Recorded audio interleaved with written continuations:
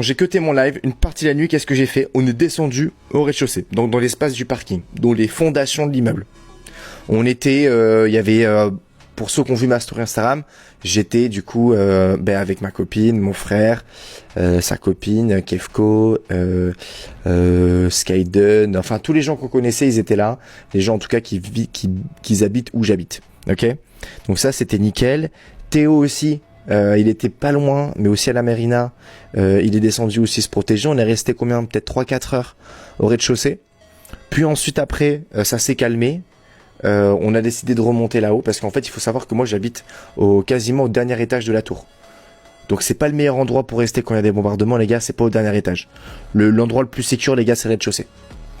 Donc la nuit, les gars, quoi, on a dormi 3-4 heures. 3-4 heures. 8 heures du matin. Bombardement, je me réveille. Ok, tranquille, j'ouvre mon téléphone et tout, pas de news, etc. 10h30, bombardement, mais genre des gros trucs, hein. Pa. Depuis, on s'est réveillé à peu près avec les bombardements à 10h30 du matin. On a regardé un petit peu les news, aéroport fermé. Le problème, en fait, les gars, c'est que je peux pas ne pas me tailler de Dubaï. Le problème, les gars, c'est que genre, ma famille est venue en vacances. Ils me voient une fois par an. Ils sont bloqués. Ils avaient leur avion hier, ils sont bloqués. Là, on n'a pas l'aéroport minimum jusque demain après-midi.